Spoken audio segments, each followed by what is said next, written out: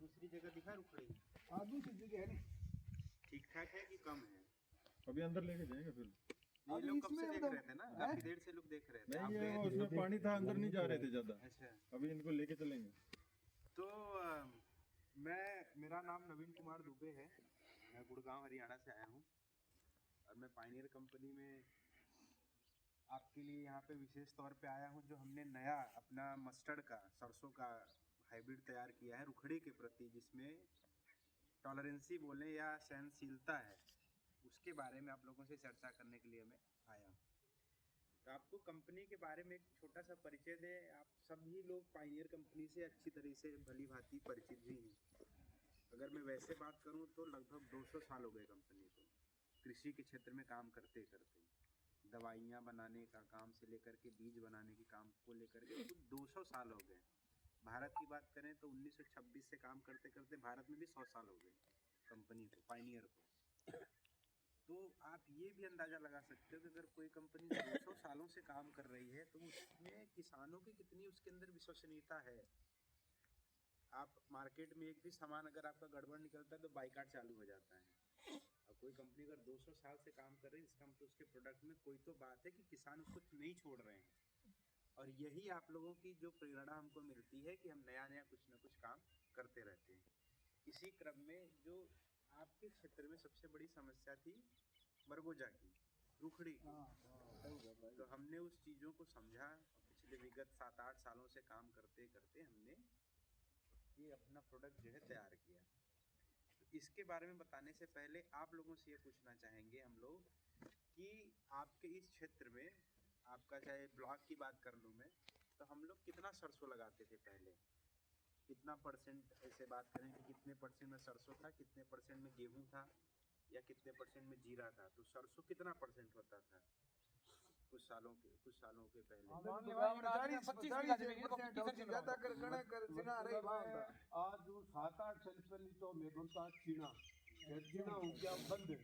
फिर मतलब बिरानी, मतलब इन कड़क ना में थोड़ी सस्ती नहीं बिरानी मानो लम समय आज बिजाल तो सस्ती हो गई ज्यादा हो तो कड़क तो बीजता 2 बीघा 3 बीघा 5 बीघा 6 बीघा। तो अगर मैं ऐसे कहूँ कि जितना भी आपका एक क्षेत्र है इसमें 70-80% पहले सरसों लगता था, 20% में कनक और जीरा या चना होता था, ये ठीक रहेगा कहना? तो अब क्या स्थिति है? 80% जो सरसों होती थी अब कितनी आ गई है?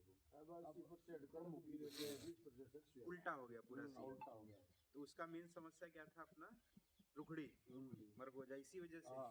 तो अगर आप लोगों को रुखड़ी के प्रति सहनशीलता वाली या रुखड़ी को मारने वाली या ऐसा कि जिसमें रुखड़ी ना आए, ऐसा सरसों मिल जाए तो आपका क्या विचार है? कि आप फिर से सरसों बढ़ेगा आपका, कि अब आपने अपना लिया कि नहीं अब मैं कनक ही करूंगा, अब मैं चना ही करूंगा, अब सरसों नहीं करूंगा? रुखड़ी ना होगी तो सरसों करेंगे फिर से वैसे ही 70-80%। ऐसा क्या है सरसों में खास कि आप सरसों ज्यादा करोगे, कनक और चना कम करोगे?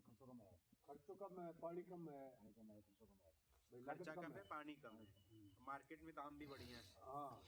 अच्छा, तो आपने कभी ये जानने की कोशिश की,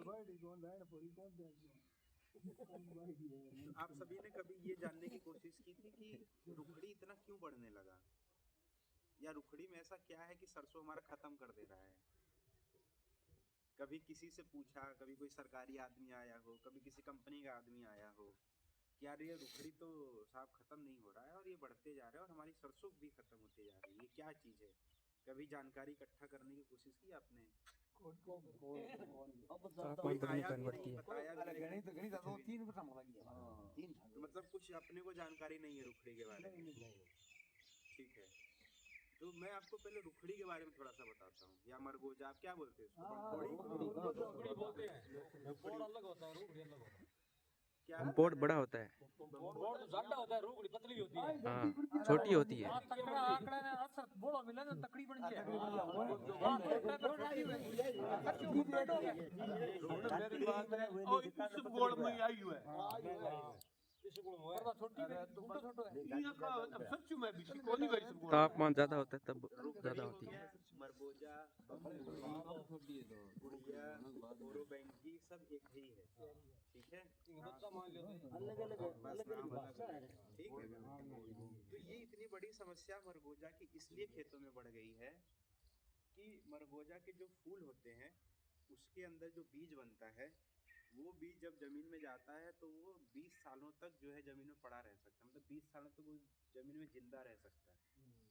आप अपने खेतों की बीज की अगर बात करो, आप जैसे सरसों उगाते हो, आपने काटा रखा, अगर 2-3 साल के बाद उस सरसों को आप खेत में बीज डालो तो पूरा नहीं उगेगा वो। अगर 100 बीज है तो 10 उगेगा, 90 नहीं उगेंगे।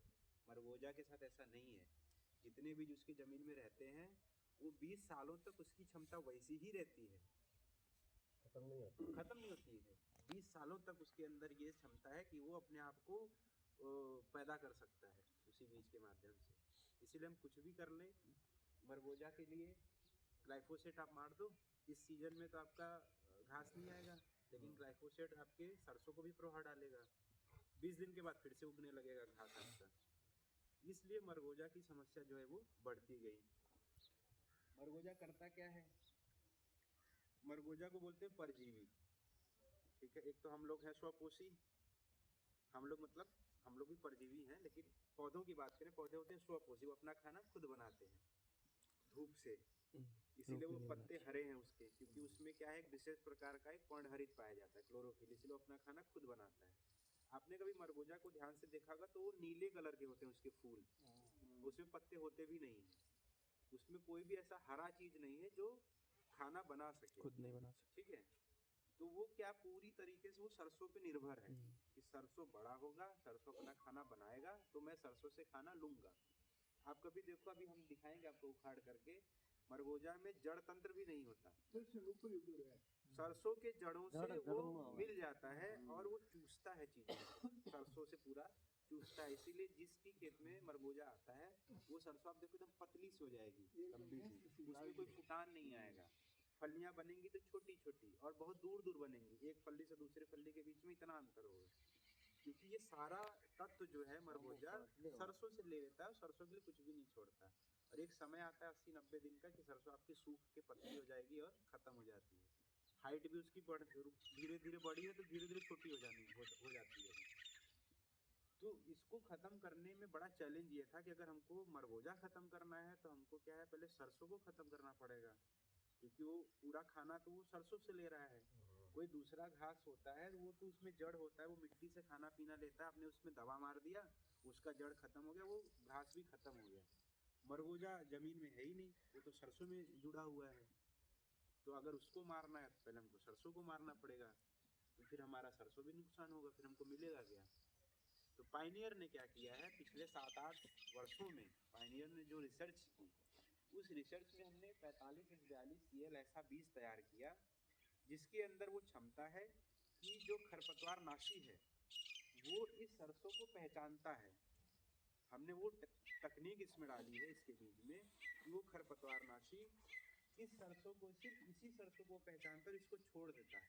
इसके अलावा कोई दूसरा फसल हो, कोई दूसरी सरसों, कोई दूसरी अन्य घास हो, वो सबको मार देगा, सिर्फ इसको छोड़ेगा। ये इसकी खासियत है।